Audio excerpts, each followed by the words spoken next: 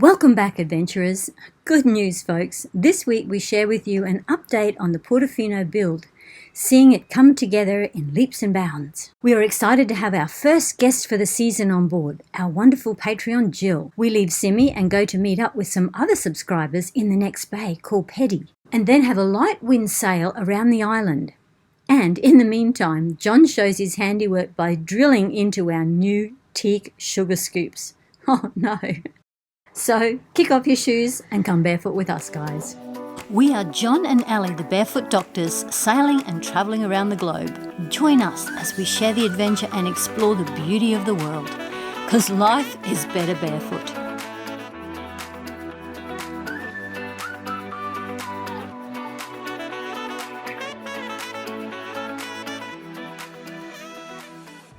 Good morning. I'm making you a lovely coffee. And he's making coffee. And this is our pot that Thanks to Rick and Colette bought us, which is wonderful, nice and stable. So it won't break. Yeah, and we won't lose it over the side. Little in-house joke there. Town, the village of Symi.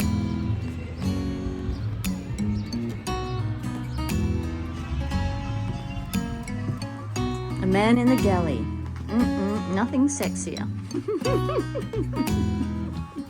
Or maybe man doing the dishes. Oh, that too. That's very sexy. Fortunately for you, we haven't got any dishes at the moment.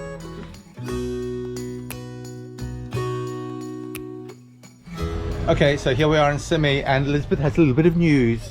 We have a friend.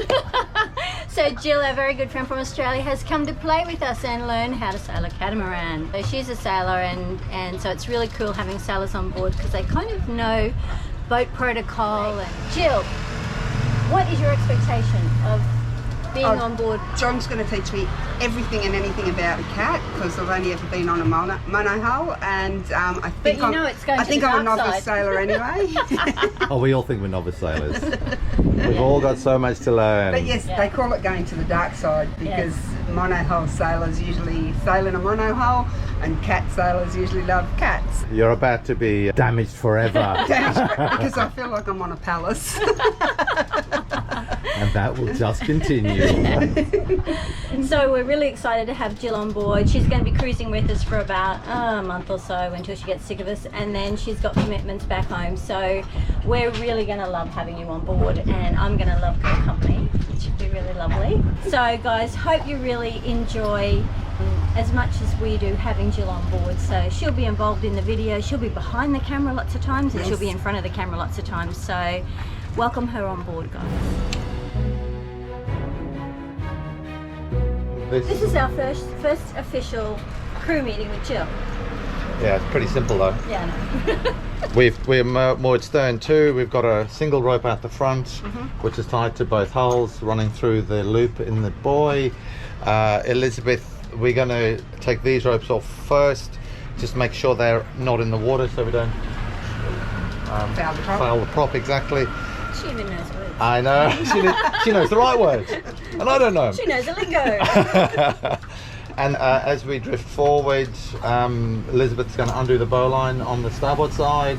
Then we're going to pull it through on the port side, but it's a 50-metre line. We want to pull it through the short way, not the long way. So you want me on port side? You stand port side and you get ready to pull when Elizabeth's on the line. If she needs help with the knot, then you can do that. But we do one person on each side here to pull in those lines first. There's almost no wind, but if it's anything, it's kind of blowing us this way. We're going to drift away, I think. When you're ready, Eddie. Okay, let him go.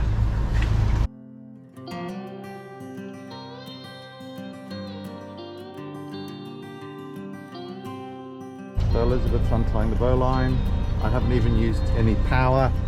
The boat just naturally was springing forward because of the tension on the mooring line. Now, doing what you shouldn't do and leave your steering station. Bill's pulling the rope.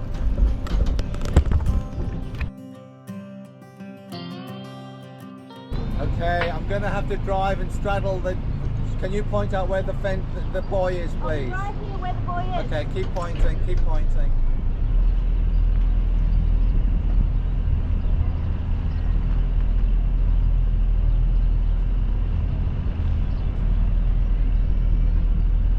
going into neutral. Okay, we've passed the buoy, so we can now do a spin.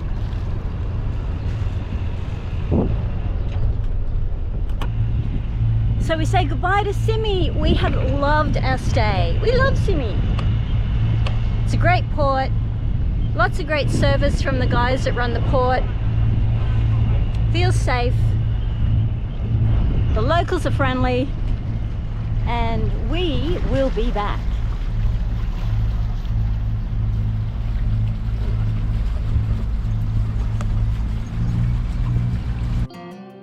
Guys, we're heading to a little bay that's around the corner on Symi, and it is called Pedi Bay.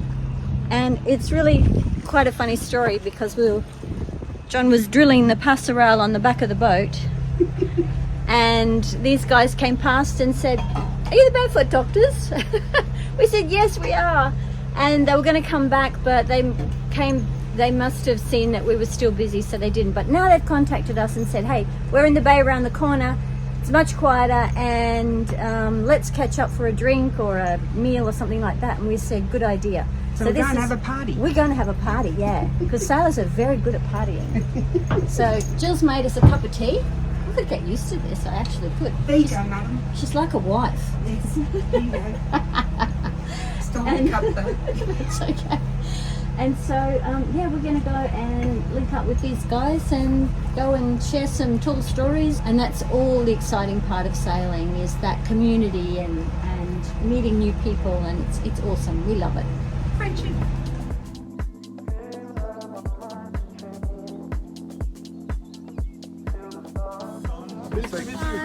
How are you? Finally, I'm so sorry. We've been waiting for you guys all afternoon. All afternoon. Hello. Hello. Nice to meet you. Nice to meet you. Cheers, Jill. Again, so to get a license in Switzerland, what do you have to do? To get a license in Switzerland, you have To sail a boat. to sail a boat. First of all, you have to have a Swiss license for the Swiss lakes. If you pass it, then you're allowed to go for ocean lakes, ocean seas, and everything. And then to pass this license, what you have to do is you have to study for many months, usually at least 3 months. You go every week 2 or 3 times, 2 or 3 hours, and you study. And then you have to pass tests, a lot of tests. So this is a course you have to sign up to, and you have to diligently do that every week. Yes, very much. And when you pass your test, then you have a practical test. You have to sail. And when you have to sail 1,000 miles minimum before a group of people will get to you and say, "Okay, medical, okay, can you hear, can you see, and this?" And then, did all your tests, did all your miles okay? And did you practice something like anchoring, like docking, like all these things? When you have everything okay, they send you back your license. Wow. And it took me 4 years to go through the whole thing. Wow. And for my license, it's not the same. So she decided to go the French way. Oh, of course you would. Yeah. And the French way, first of all, the French don't need a license, but we wanted to have a license. So what she did, she went to Lyon in France, and she passed a written test, and she passed a very quick test, a practical test on the Lac de Genève. Lyon River, yeah. So that she was able to use a boat, a motorboat. And that took 1 hour. Wow. Hey, it's my license. That's hilarious.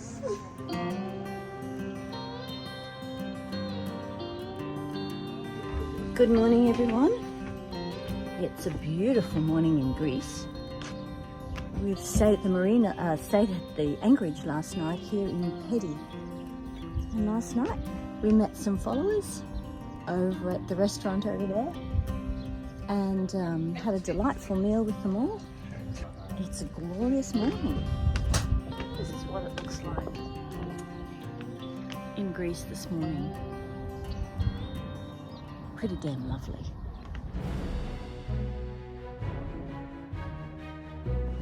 So guys, the captain's not real happy because he's having to motor.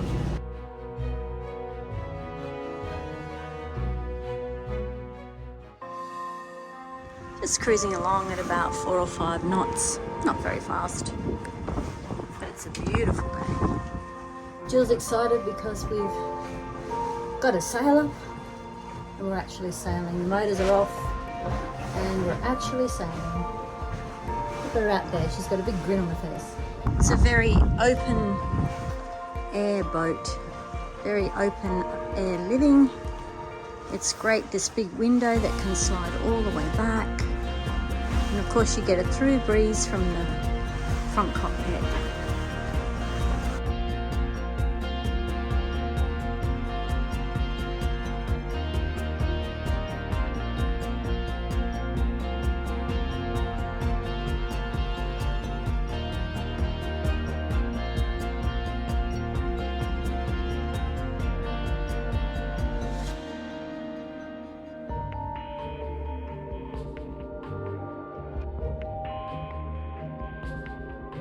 Glorious.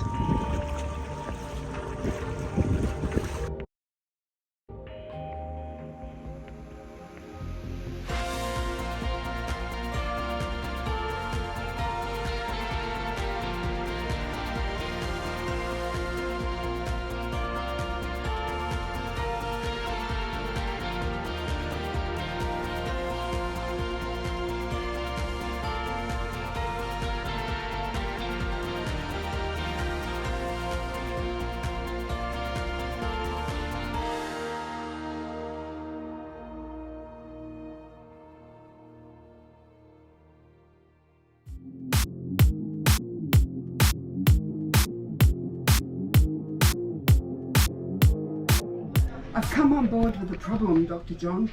Oh my God, you've got the plague! I've got an infected finger. And they gave me this. I've been putting it on for 2 days. The trouble is that's on the surface and the bacteria needs to be Infections inside. on the inside. Does it need to be lanced?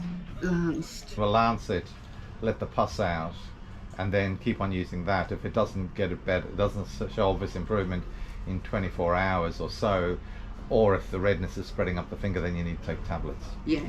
You're off getting dinner duties for a while until that heals. We're not going to mess with that thing. So there's a little collection of pus just in there.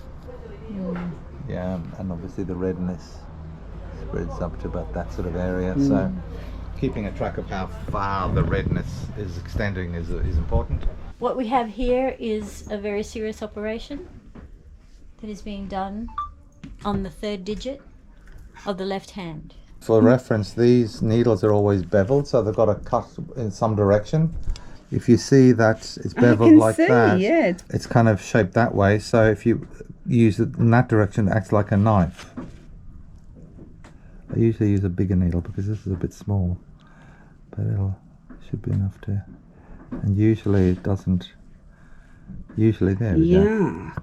Usually you don't need much of a hole. Does that feel So better? get rid of the. It does. Not yet. Well, it might be relief.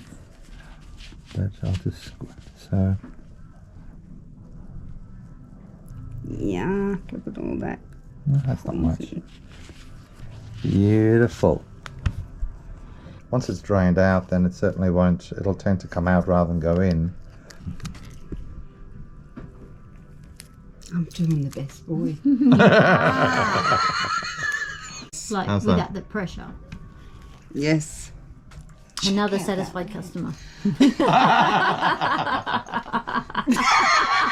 that's what you say to me. Nice one, Jill. Thanks, Dom. I really appreciate it.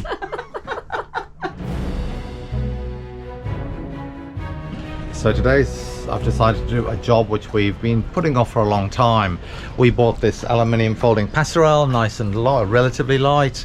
It reaches out to about 2.5 or 3 meters.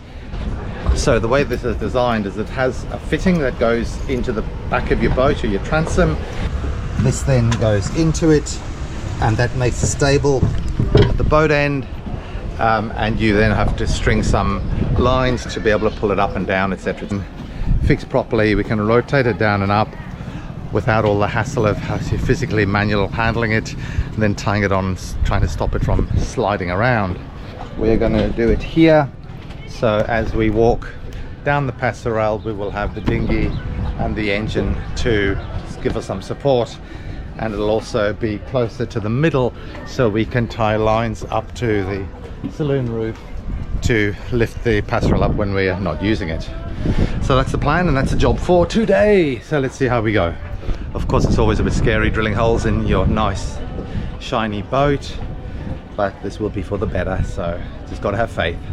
I'm going to drill a test hole first just to make sure there's no problems on the inside. I have looked inside the engine compartment down to the transom. There's a watertight void in there which gives us access to this part of the transom, so it should be fine. But I'm going to drill with a little drill first.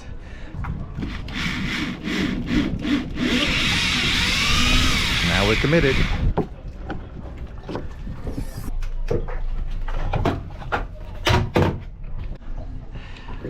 And just to let you all see where we're actually working here, so this is the engine facing forwards, that's the rudder post, and this is a watertight area, a watertight void, that's flotation in the event of flooding, but because of the plastic things, you can get in to the inside and see the transom. So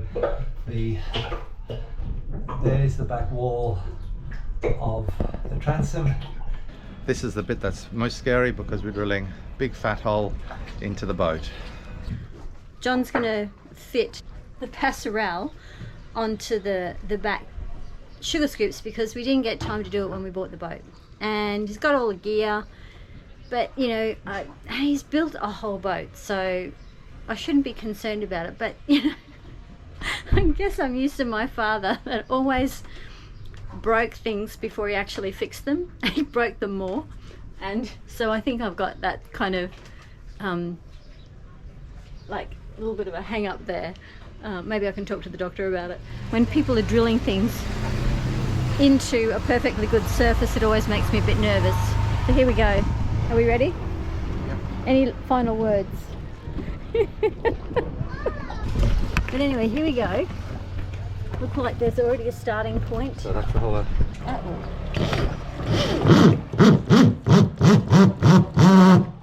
Too late, guys.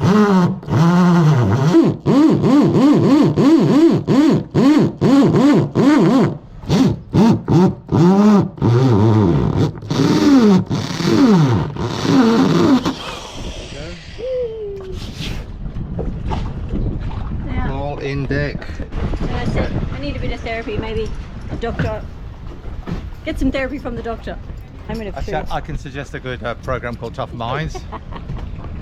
I'm pushing through it. I know TUFMINDS and I'm pushing through it. There you go, perfect. Look at that. It's pretty tight too, and obviously we are going to use silicone. Now I'm going to have this down like that. It's because we have to get our hands in there to put the nuts on the other end. Going down through the layers of the deck, this is the teak rubber top layer. Then you have a layer of fiberglass. Then you have a layer of balsa. Then another layer of fiberglass, but the trouble with the balsa is that it's permeable, water can get in, so what I need to do is put a bit of epoxy to seal all of that. Even though I'm going to use silicone around it and in there, I want to seal it much better so that even if water gets in through the silicone, it will seal it and stop water, because once water gets in there, it just spreads through the whole area of balsa, as was seen with in Nahoa with Ben when he had the balsa problems in his underwing. So that's why any holes you drill must always be coated with epoxies. Okay, what you up to now? So I drilled the 3 holes, matched. I marked them using the stainless device, and now I'm just coating. I've put dobs of epoxy down into the holes.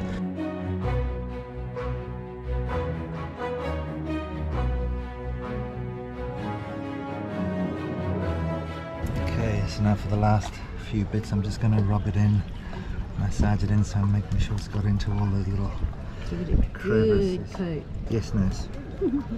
So after a bit of faffing, John, I had to get into the engine compartment and screw the screws up, and then John's now trying to silicone around the top. And this is why it's important to be able to do yoga every day to keep your fitness up so you can get into these awkward positions, right? Yeah, absolutely. I believe you don't screw it down all the way, like you want to keep a little wad of silicone there. Okay, so final result looks pretty good. The silicone did squidge out, there's probably only a millimetre there though. It did come all the way down to the bottom. We saw it coming out the bottom of the inside, so that's a good sign. So here's the final result. 2 strings from the ladder come back to the handle there, and the other one goes up through a little pulley on the davits and down to here. This allows us, this string, we just tie off at exactly the right length. So as we let that out, the ladder goes down and rests on there. So the passerelle is just off, when it's down, it's just off the concrete wall. So when you're rigging these up, you get the length of the ropes, just the right length, so it doesn't touch the port or the harbour wall. So it's not scraping all the time, but when you stand on it, and I'll do this right now, it rotates down and is supported by the concrete. But then it lifts up. And you've got a nice little gap there. So that's it. 2 lines, one up to the pulley there, the other just fixed there. And to lift this up again, it's an easy matter. You just take this rope, hook it underneath there, and voila. We've had lots of requests for updated pictures of our Portofino 52, so hopefully this will keep you satisfied for a short while. You can see how the superstructure has started to be built. Here you can see the aluminium frames being pieced together and then with the welded roof lifted into position. From this angle you can see the nice sleek lines of the saloon roof, which matches the beautiful pictures on the renders. The side decks are flat and wide, so it should give really easy and safe access. Here we are looking through the saloon roof into the saloon, and then we move to the forward cockpit with the high double day bed on the right hand side and the L-shaped seats with a table on the left hand side. In this view you see a better view of the elevated double day bed on the right.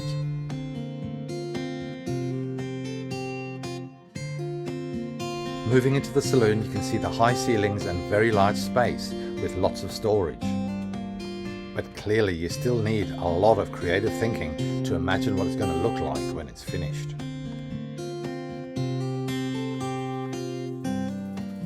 Here are photos of the aft cockpit, again with the high roof, the door through into the saloon in the centre, the galley will be on the left as we are viewing this picture, and the saloon on the right. And here's what it'll look like when it's finished.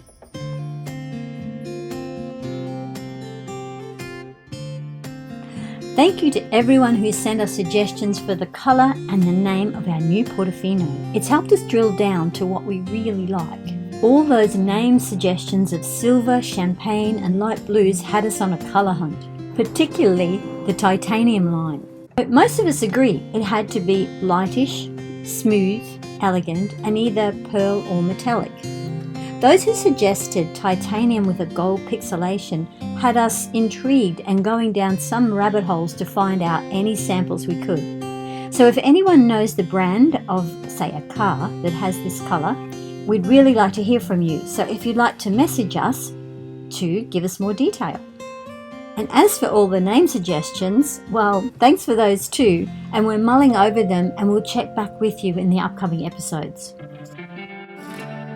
Also, thanks to our awesome Patreons for helping us help others in need. Until next week, guys, hold fast to your dreams, for like the wind in the sails, they propel you towards endless possibilities.